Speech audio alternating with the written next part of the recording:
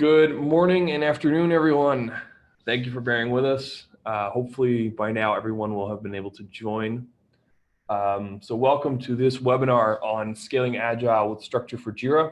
My name is Phil Heijkoop. I am a solutions engineer at ALM Works. I'm also a certified SAFe program consultant.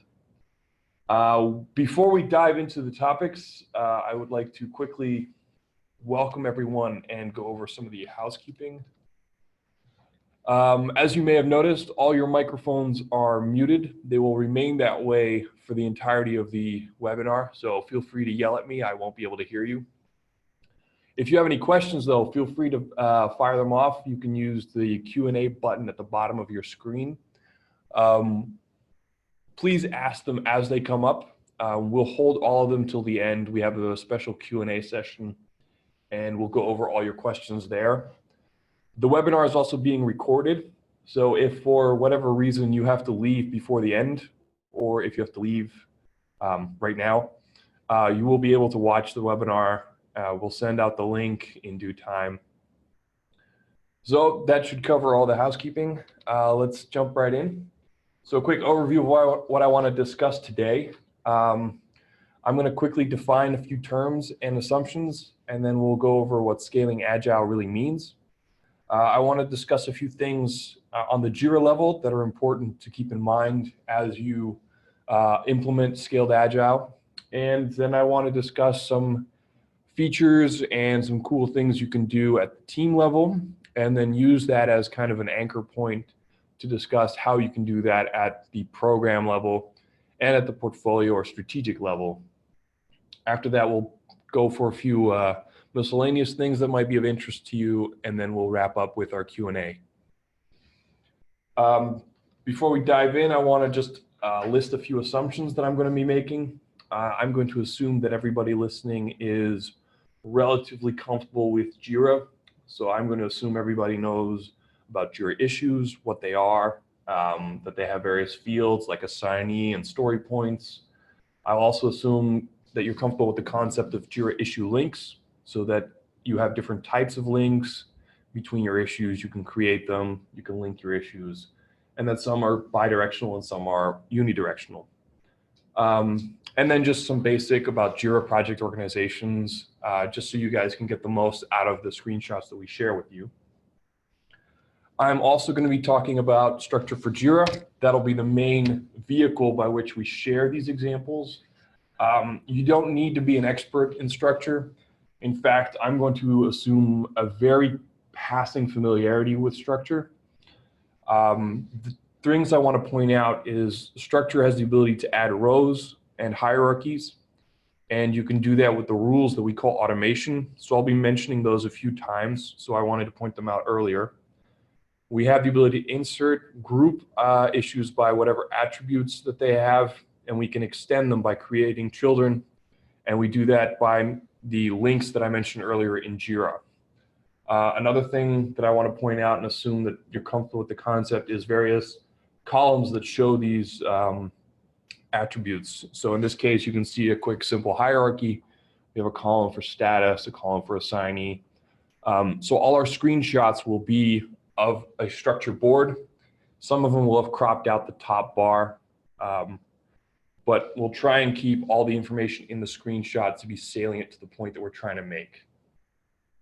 So having all that out of the way, let's dive in. Scaling Agile is something that often is accompanied by a framework. You can have SAFe, LESS, there's Scrum of Scrums, there's DAD, there's a bunch out there.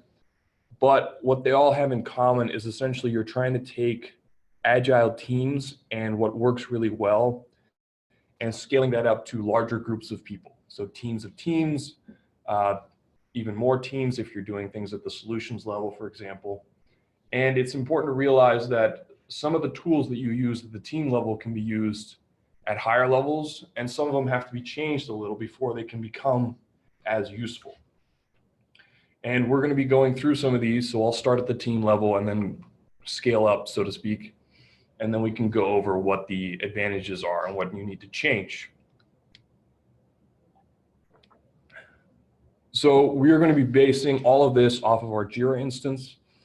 Jira will be the single source of truth.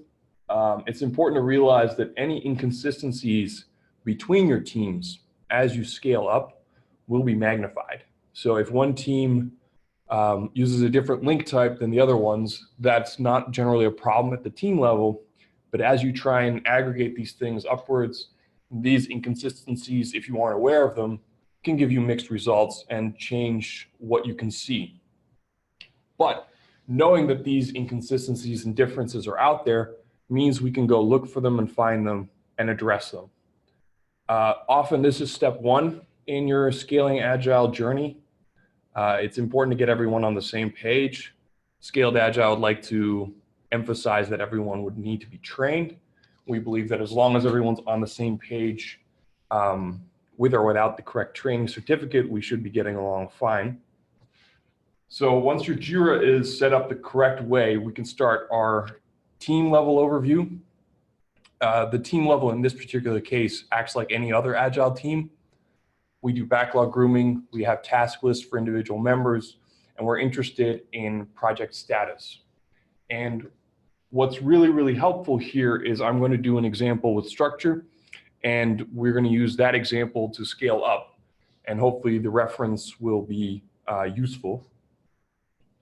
So in this particular case, let's find our problem. We have inserted here a bunch of stories. We've done this for 2 teams, but the example works for 1 team or for 20 teams. You see we've grouped them by assignee and by sprint. And in this particular case, we're assuming we're towards the end of our sprint. And what we expect to see is the progress, which we can see in the column of marked progress, should be nearing the end. And in this particular case, we've tied progress to the status of the issue. So we have done as fully done, in progress is 50%, and to do is something that's still empty. And as I said, we expect everything to be close to done or done. And in most cases that is true, but for one person, that's not the case. And we see this already at the top level with the active sprint for Team B. We're at 50%.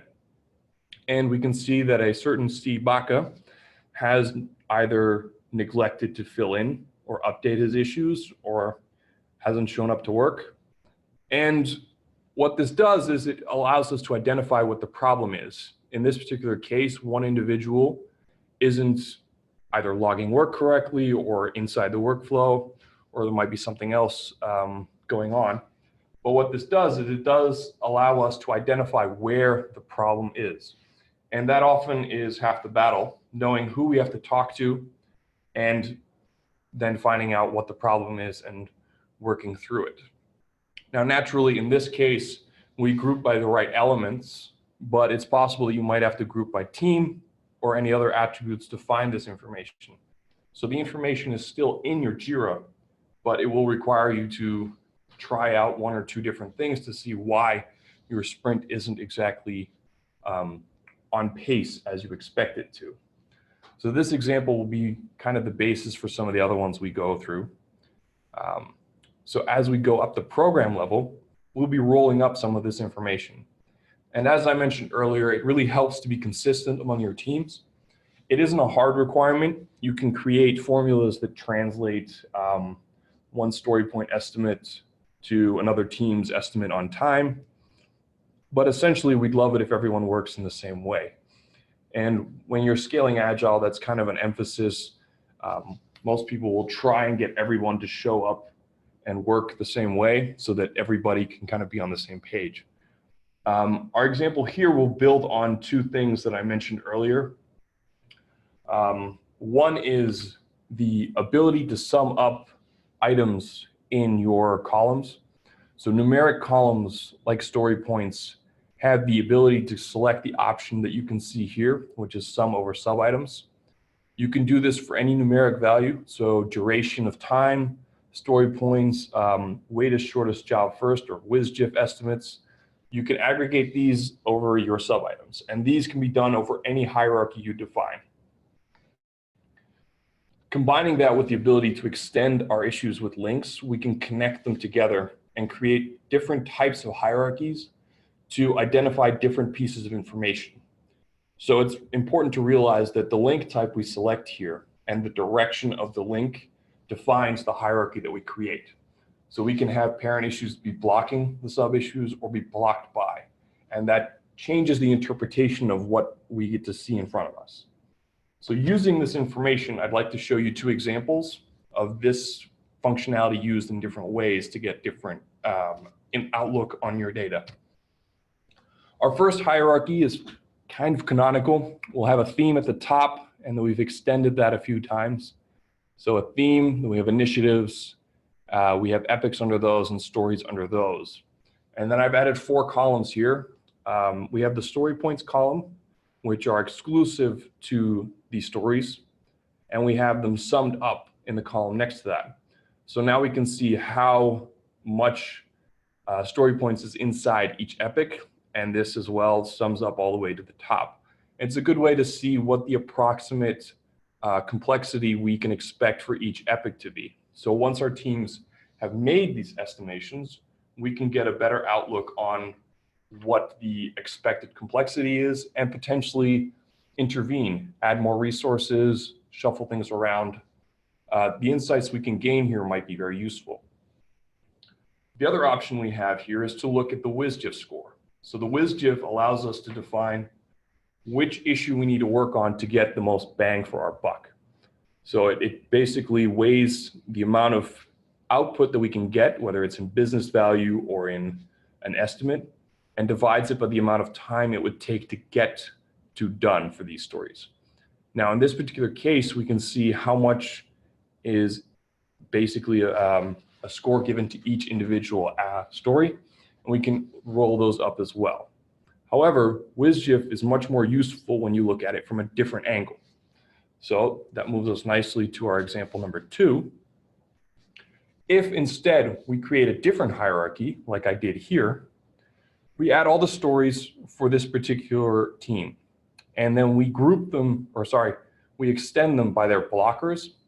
We now see that team A story 10 blocks story 9, which blocks story 11 and 4.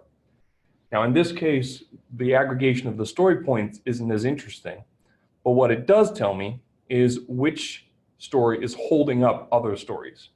And now the aggregation of the WSJF score tells me, well, in this particular case, team 10 needs to be worked on, or story 3 needs to be worked on, because those are the ones that are holding up the most potential work and gain. So changing the hierarchy that we have available to us allows us to get different information from the same set of issues that we were looking at earlier. And that's one of the interesting things we can do. Now, this is obviously not the only way to use this functionality, but I'm hoping that this is a good example to give you at least a feel for what potential you have with the tool. Similarly, as we move to the portfolio level, we will have things like strategies and strategic epics and themes, and these are usually shared in Confluence. And the reason for that is strategies are generally considered to be constant over the time period that we're talking about. And in order for that to be shared with everyone, you can still link your Confluence pages, which is Atlassian's wiki, with your Jira issues.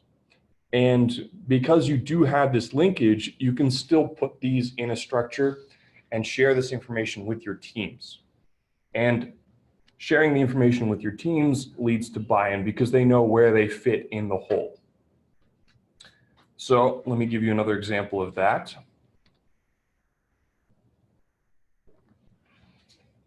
Here you can see an overview of an example project. We have 2 wiki pages at the top, and then we've aggregated some epics, some capabilities, and then some features and stories. We've added some groupings, so we've grouped the stories by their sprints, and we've grouped the epics by their program increments, or the PIs. In this case, the PIs are features of the epics themselves. Some people like to make PIs their own issue types. That's also an option. As you can see here, though, we can still aggregate things like time spent, or if we wanted to, the WSJF score of these individual elements. And this allows us to not only see how much time has been spent on each epic or each capability, but we can also track progress and add other elements. So it's a great way to get an insight into how everything fits into the whole.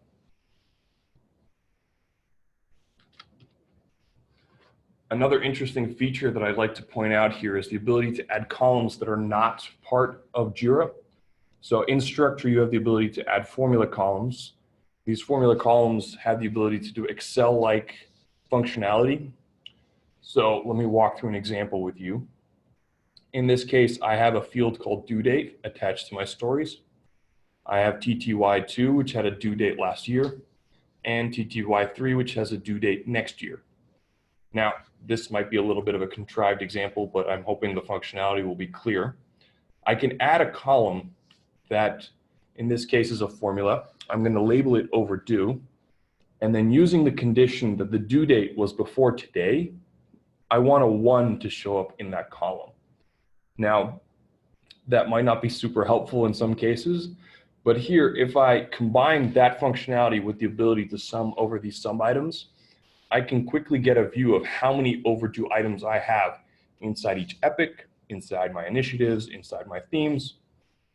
And doing that allows me to get a quick overview of how many overdue items I have. And in this particular case, I can quickly drill down and find them. So again, I can use that overview and figure out what's going on. And then I can look at the story and then ask who's assigned to it, why was it overdue, why hasn't it been finished yet, etc.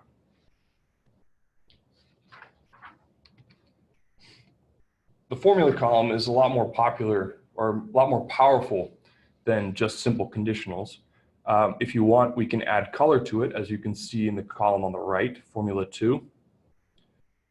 This does the same functionality as earlier. You may recognize the ticket, but instead of adding the 1, I just add the sign overdue and with a red background.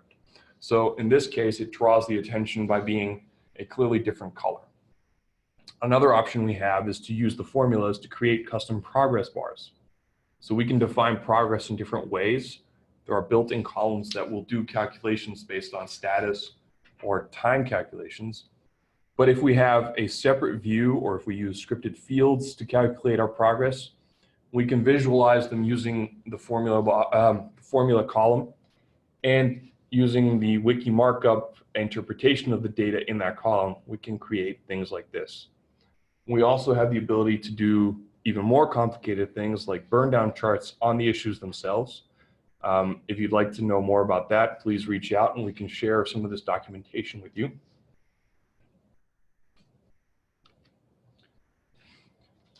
That brings us to the end of what it is I wanted to cover today. As I mentioned, a lot of the same tools that we work with on the team level will work at scale. Sometimes you'll need to tweak things to make things consistent between your teams. Your team consistency obviously is very important. Using these tools is a great way to find the inconsistencies and address them. It's important to realize that managing large agile processes is hard.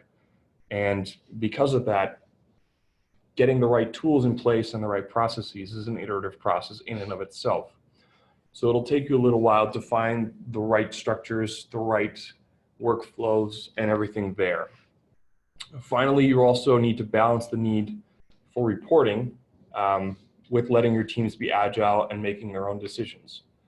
Allowing them access to where they fit in the whole and sharing the strategy for the company or the release train or the solutions train allows them to be better informed and make better decisions. And as I mentioned, the information is all there. The information is all in your Jira instance. We're only visualizing it in different ways. And sometimes all it takes is taking that information, changing the way you look at it, and you can get more insights from it. That covers everything. I'd like to open the floor to any questions that we may have had. So we have one question from Alan Boss. The color column is not structure itself, or is it? It's an extension to structure, not? Thanks for the question. The color column that I showed you, which let me dive back right here, is part of structure itself. So our formula columns have the ability to do wiki markup and therefore use the ability that you have, for example, in Confluence to show information using more things like color and emojis and things like that. What I think you're confusing it with is the fact that we also have an extension called Colors for Jira, which will allow you to color certain rows, for example. That's a different functionality. That one hasn't been covered in today's webinar, but the functionality that I showed here is strictly part of structure. Alan's also wondering, can you please show the formula for Formula 2? Yes, I can. Let me quickly Alt-Tab out of my beautiful presentation. So if I go to the example here, let me make this legible for you.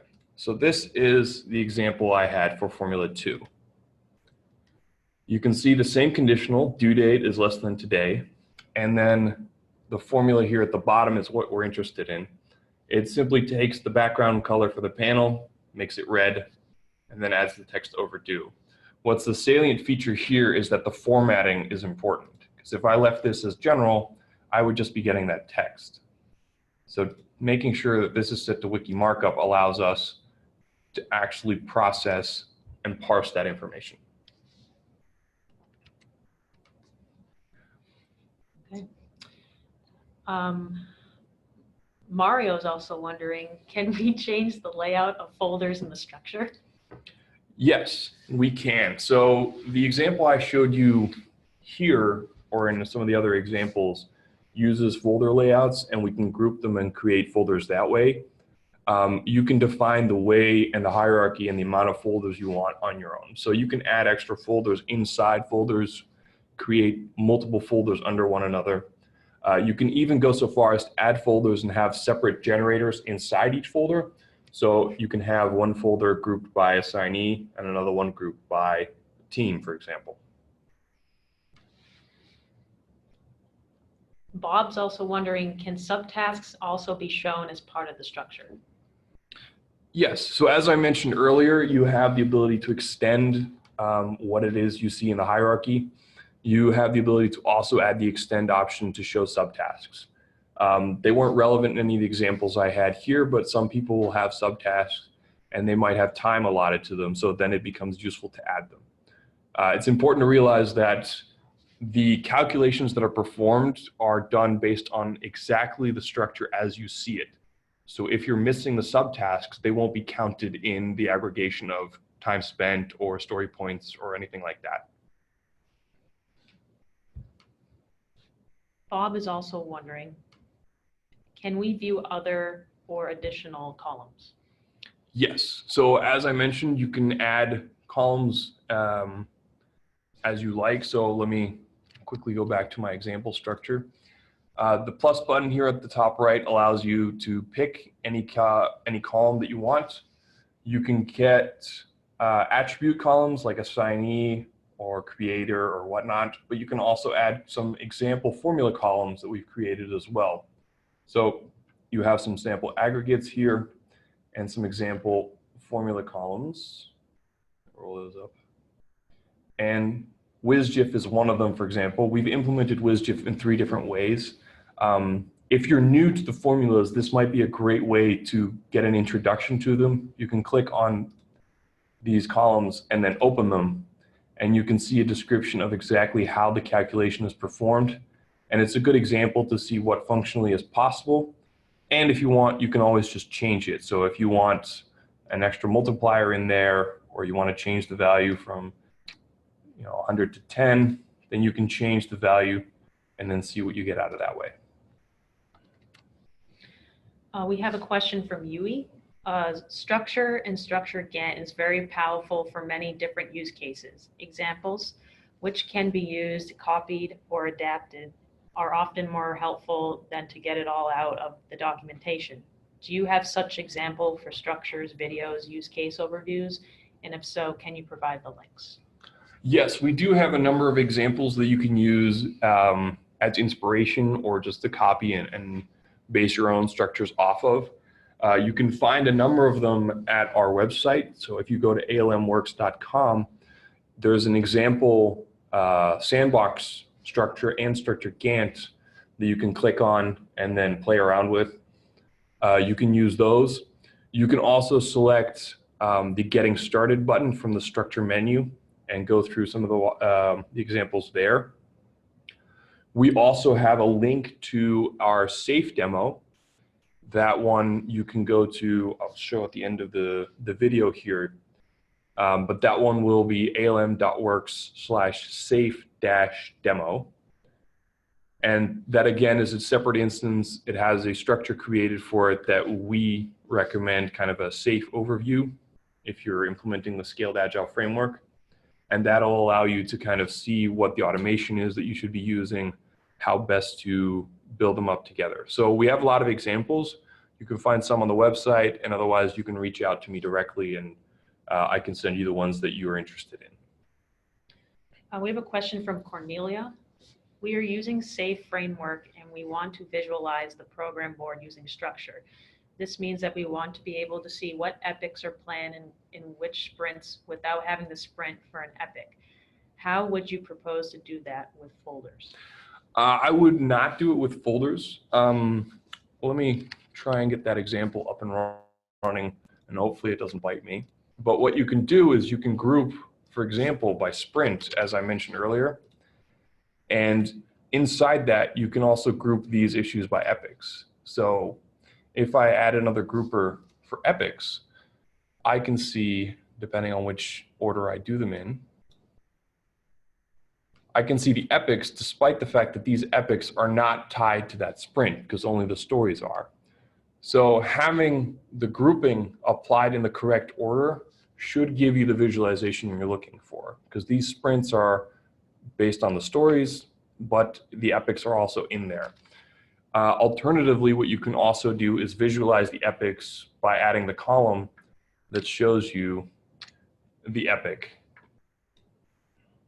So you can see attached to, wrong one, cursor the demo.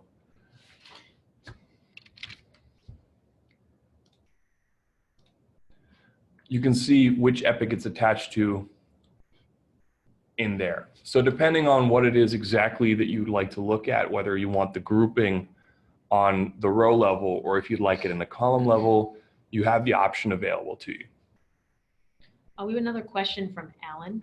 I have an issue with grouping on the same attribute on different levels. There is a team attribute on theme level and one epic level. When I group by team on the first theme level, how can I also group on the second epic level? That's a good question. What you can do is either select your grouper and set the level, which I'm assuming is what you've done. You can also just add a second grouper by the same attribute that applies to a separate level.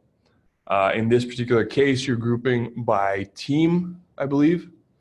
And in that case, it might be worth it to have two separate groups, each covering that. You can also, yeah, that's probably the best way to do it, actually. It adds a little bit more, but you can, again, that should give you the result you're looking for. All right, I think that covers all the questions we have today. We have one more. Oh, we have one more? Alan has another question. Okay, but how can it be done with quick transformations? That's a good question. So quick transformations, for those of you that haven't heard of them, are essentially the same operations as automation. So if I see the list here for the automation, I can turn off automation editing and add a quick transformation. Now, these quick transformations, as Alan probably has found out, can be done on the same elements. So for example, I can group these by assignee. And by default, they will be grouped at a specific level. So what you can do, though, is you can edit your quick transformations and also apply these to a specific level. So the same operation that you would be doing to your grouper on the automation level, you do the same thing, but you'd have to explicitly edit the quick transformation. And in your case, I would, for example, suggest manually setting it to whatever level your themes are, and then saving that one,